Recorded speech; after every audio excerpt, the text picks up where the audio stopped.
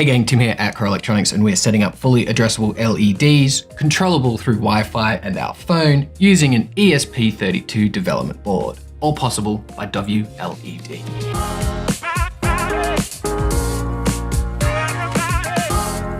This app works with absolutely any ESP32 or ESP8622 Wi-Fi boards. Link in the description for an article comparing these two low-power, low-cost, power-cyclable Wi-Fi chips. And you can control many of these Wi-Fi boards simultaneously, all through this single open-source application. WLED can be found for free both in the Google Play Store or in the iOS App Store. So, no matter your smartphone of choice, you can get in on the action. On the table is everything you need to get started with this. Any ESP32 or ESP8266 development board is going to work. There is an abundance of these boards that you can use. Here I have an ESP32 Thing Plus C. You're going to be controlling this either through a computer or via a smartphone. So you're going to want one of those as well. You're also going to want a USB cord, so that way we can put power into the system, and some fully addressable LEDs. Depending on how many LEDs you may want to use, you may want to have a secondary 5-volt power supply for the LED strip, so that way there is enough current available to each of the LEDs. So let's jump into a computer and get started. We're going to start by installing the software to our chosen little dev board. WLED has a website that will do all the hard work for us. You're going to need to use Desktop Chrome or Edge, as these are the only browsers currently supported, and type and enter directly into it the following: install.wled.me. It will then open up to a page like so. At this point, let's connect our ESP32 board to the computer using any USB port. Make sure it's connected correctly and appears in the COM port list of devices. If it does not appear, check the troubleshooting section on the written article. With that done, click on the install button using the most up-to-date version and select your correct COM port. The installation process should then occur, and it should take less than 5 minutes.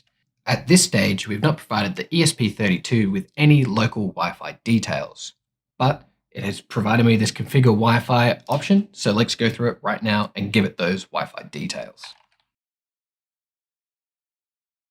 From here, everything can now be done via the WLED app. Give your ESP32 a hard reset again by pulling power from it and plugging it back in, then reconnect your phone or your computer if you're using it via your computer to your desired Wi-Fi.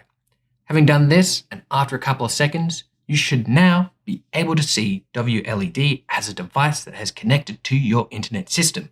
When you first open up the WLED app, it will look empty.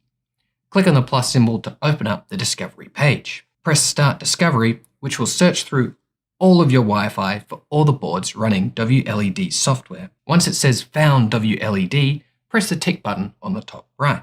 This is going to bring you back to the home page where you will have a list of all the WLED boards on your network. From here, by clicking anywhere on the header, you're going to be able to open up a phenomenal light setting section of this app. Now, if your ESP32 board or ESP8266 board has an onboard addressable LED used as a multi-status LED, like the board I'm using right here, you're going to be able to control it directly using this setup. As I change the color selected by pressing on the color wheel, it changes the multi-status LED to match. So one LED is pretty cool. That must mean 30 LEDs is at least 30 times cooler. There's no law of diminishing marginal excitement at play here. To do this, we must then connect the ESP32 to the addressable LEDs, just like the schematic. The black wire is ground, the red wire is positive, and the green wire is the data pin. The easiest way to get this connection for this particular board was by soldering headers to the board and then adding DuPont connectors to the end of the strip. Having done so, and with power to the system, you should be getting light through your attached LEDs.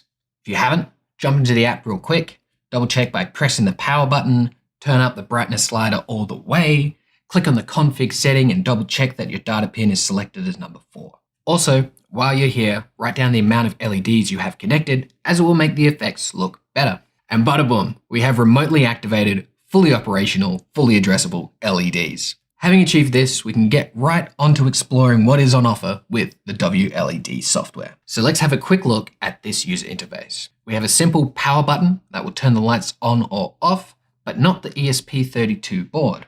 We have a timer button, so we can organize and schedule when we want to see the LEDs come on and off. We have a sync button, which means other lights in our network will have the same kind of light effects be occurring. There is also an info button giving us details about the board and setup. Below this is a general brightness slider. Below this is the color wheel, including a contrast and color tweak bars, and the ability to select multiple different colors. That is for use with the effects and segments.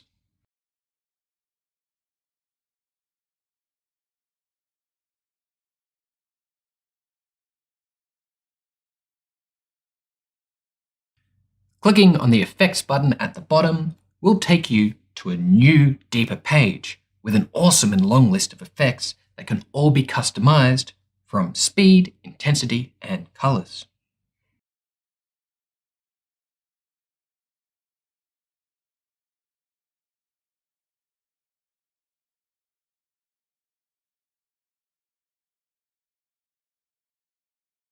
Clicking on the segments button will open up a new, deeper page, allowing you to decide exactly what parts of your LED strip are going to be lit up and which parts are not. From here on out, my recommendation to you is to explore the expansive lighting options. This is the most fun part after all. Just check out this crazy custom light show. I created this in less than a minute by adding 2 segments, which splits the LED strip in half.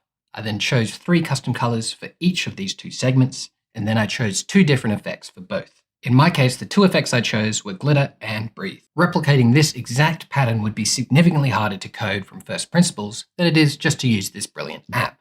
This is what I really want you to take away from this. And it's not just strips that will work with WLED. Any NeoPixel or Glowbit module is literally plug and play. As an example here, I've set up this 8x8 Glowbit matrix by plugging in, exactly like before, the ESP32 board, and have set it up in the application to have 8 unique segments, which each represent a single line on this display. Then I added this interesting rainbow colors effect to each of them. So with this fantastic system operational, it's now up to you to experiment to your heart's content. If you want any help on any project, come pop our amazing team a message on our Core Electronics forum. We are full-time makers and here to help. And with that, until next time, stay cool.